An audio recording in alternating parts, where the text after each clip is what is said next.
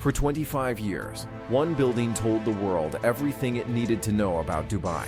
Then, in a single night in February 2026, that story changed, and so did the city behind it. Thomas B. Meyer, CEO of Jumeirah, once said, "Jumeirah Burj Al Arab is far more than an architectural landmark. It is a symbol of ambition, craftsmanship, and enduring excellence." A drone reached the world's most iconic hotel. The building survived. The perception didn't. Tourism losses across the Gulf are now running at nearly $600 million every single day. And the Burj Al Arab is closing for 18 full months. The question is, will the symbol that comes back be the same one that left? The Burj Al Arab opened in December 1999, standing 321 meters above the Arabian Gulf on its own artificial island. Its sail-shaped design echoed a traditional Arabian dhow, a bridge between heritage and the future. But it was never just a hotel. The brief was simple and ambitious: create a single image that instantly connects the world to Dubai. They exceeded it beyond anyone's expectation. A British journalist coined the phrase seven-star hotel because the five-star scale could not contain what she experienced. That label was never official, but it became global shorthand for an entire generation. You could show that silhouette to anyone, anywhere on Earth, and they would say one word: Dubai. That is not architecture. That is branding at a subconscious level. And that is exactly why what happened in February 2026 mattered so much more than any headline captured. Chapter 1. The February 2026 Incident. It is the evening of February 28th, 2026. Across Dubai, phones light up with footage. Were attacked. The Burj Al Arab was also attacked. The Burj Khalifa, both the iconic hotels of. Smoke and fire visible on the outer fade of the Burj Al Arab. Within minutes, the building that had represented safety and flawless precision for a quarter century was trending globally under an entirely different narrative. The physical cause was debris from an intercepted aerial drone during a period of escalating regional tension. Emergency services responded quickly. Officials confirmed no injuries at the hotel and no structural damage. From a purely engineering standpoint, the Burj Al Arab held up exactly as designed.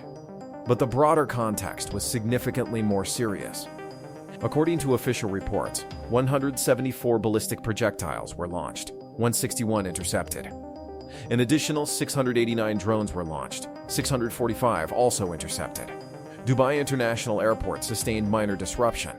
3 people were reported lost across the way, and more than 58 sustained injuries. The Dubai financial market fell 4.7%, its sharpest single-day decline since May 2022. And yet the Wei dirham held steady. Most free zones continued operations. The UAE Ministry of Defense stated, "Dubai remains open for business, and we expect full normalcy within days." That statement tells you everything about how Dubai chose to frame this moment. Not as collapse, but as controlled response. On paper, the incident was contained. But a hotel like the Burj Al Arab does not operate purely in the physical world. Its value was never stored in its materials, extraordinary as those are. Its value lived in perception, in emotion, in the story it told every traveler before they even arrived. And on that night, that story cracked. Chapter 2. The Collapse of Demand. Within the first week, tens of thousands of hotel reservations across Dubai were canceled. Occupancy rates that had been sitting between 80 and 86% dropped dramatically, in some properties toward 20% or lower. And the timing made everything worse. March is one of the most important periods in Dubai's tourism calendar. European visitors, high-spending travelers from Asia, major corporate conferences. This is when the city generates a significant share of its annual income. Right in the middle of that window, demand did not slow. It paused. The World Travel and Tourism Council estimated daily tourism losses of nearly $600 million across the Middle East. Jassim Al-Budaiwi, Secretary General of the GCC, warned a decline in tourist numbers is expected, ranging between 8 million and 19 million, with potential revenue losses between US $13 billion and US $32 billion. That is not the language of a temporary setback. That is the language of structural disruption, affecting every layer of the tourism value chain: hotels, airlines, travel agencies, cruise lines, the entire ecosystem. Enter 3. The real product Dubai was selling. Here is what most people never hear. Dubai did not just sell luxury, it sold something far more powerful and far more fragile. It sold insulation. The psychological guarantee that you could step into this city and exist inside a completely controlled environment, separated from the instability of the wider region. That was the actual product.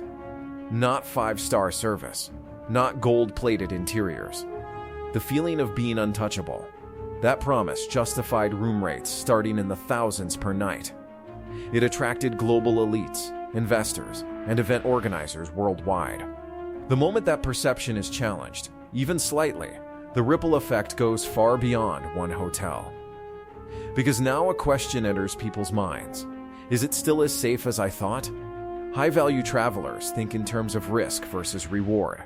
They have options: Europe, Southeast Asia, other luxury destinations. Even a modest dent in perceived safety can redirect billions in tourism flows almost instantly.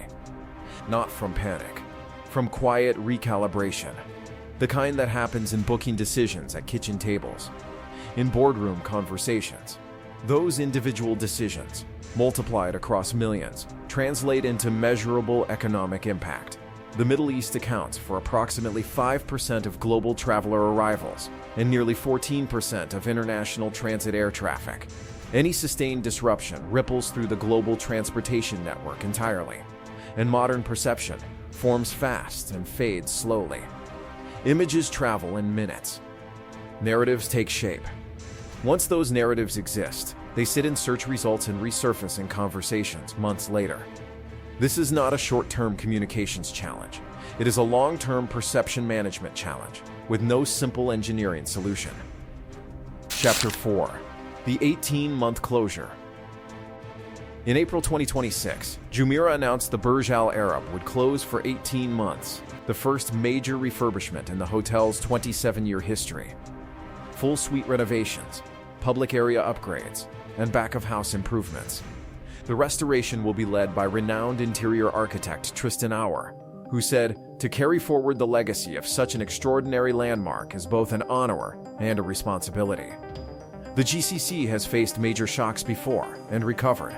During the pandemic, tourist arrivals dropped more than 70%, and yet by 2024, the region had fully rebounded to 72 million visitors and nearly $120 billion in revenue. Today, regional airlines are already operating at approximately 52% of pre-standoff capacity. Frameworks for recovery are in motion. But here is the critical distinction. The physical restoration has a timeline. 18 months. A fixed endpoint. Recovery of physical infrastructure is predictable. Recovery of perception is not. Once a symbol changes meaning, even fractionally, it rarely resets to exactly what it was. It evolves into something new. What the Burj Al Arab becomes after 18 months will depend as much on the world around it as on the marble, the gold, and the craftsmanship within it. Has this changed how you see Dubai? Drop your perspective in the comments. Subscribe to Geo Insight. There is a great deal more to explore.